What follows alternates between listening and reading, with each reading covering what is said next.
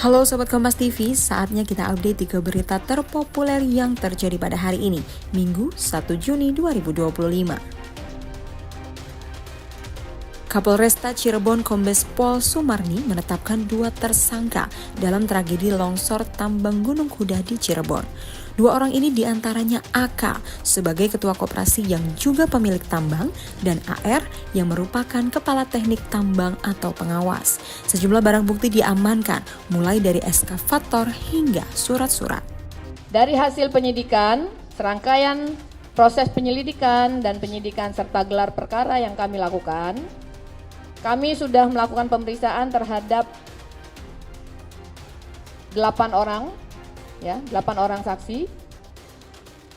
Kemudian dari serangkaian penyidikan itu, kami menetapkan 2 orang tersangka. 2 orang tersangka dengan inisial AK yang merupakan ketua koperasi Al-Ajariyah selaku pemilik tambang, yang beralamat di Desa Bobos, Kecamatan Duku Puntang, Kabupaten Cirebon. Kemudian tersangka yang kedua yaitu inisial AR yang merupakan kepala teknik tambang atau pengawas yang beralamat di Desa Girinata, Kecamatan Duku Puntang, Kabupaten Cirebon. Adapun Masa aksi buruh dari Konfederasi Serikat Pekerja Nusantara melakukan aksi unjuk rasa di Istana Kepresidenan. Mereka menyuarakan badai PHK di Indonesia hingga minta pemerintah berantas praktik impor ilegal. Dan juga seefisiensi apapun industri dalam negeri kita, jika bersaing dengan barang-barang ilegal impor nggak bakal kuat sampai kiamat pun. Maka oleh karena itu kami meminta kepada pemerintah berantas itu ilegal impor dan hukum para pelaku-pelaku importer nakalnya. Kalau itu tidak dilakukan secara serius, makanya kan terus berlangsung. Semacam pembiaran. Ya, sebetulnya karena pemerintah, kami juga meyakini pemerintah tahu sudah lama. Apakah ini memang disengaja atau tadi dibiarkan? Tapi intinya kita minta itu, berantas ilegal impor. Kemudian tegakkan hukum soal bagaimana pengetatan importasi. Kami sadar betul bahwa soal impor ekspor itu sesuatu konsekuensi yang tidak bisa dihindarkan dari hubungan dengan negara lain soal perdagangan. Memang begitu. Tapi kan kalau kita kemudian ingin mengedepankan rasa nasionalisme, impor boleh. Tapi imporlah barang-barang pertama yang di Indonesia, kebutuhan rakyat Indonesia itu belum ada atau belum mampu kita bikin. Tidak apa-apa, kita impor. Atau kemudian kalaupun kepaksa harus impor, imporlah sejumlah memang masih masyarakat kita masih kekurangan. Jangan sampai kemudian barang-barang kita sudah cukup tapi tetap impor juga. Maka akhirnya barang-barang dalam negeri kita tidak laku. Atau kemudian kalau juga harus terpaksa impor, jangan kemudian barang-barang sejenis yang harganya lebih murah. Karena kalau barang sejenis harganya lebih murah, hancurlah produksi dalam negeri kita. Kami yang jadi korban.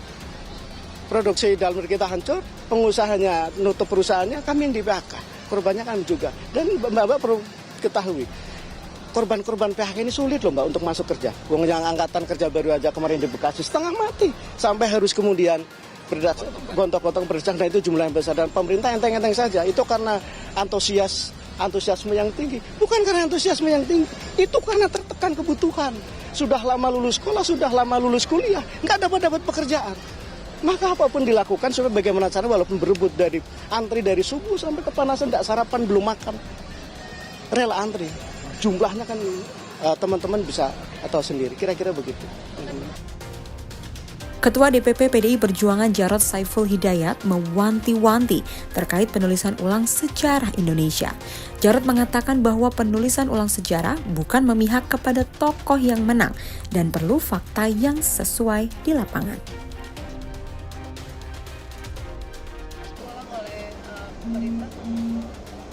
Begini, tadi Anda harus tahu ya, hari lahir Pancasila itu dilarang oleh pemerintah Orde Baru, oleh Kopkamtib waktu itu, tahun 1970.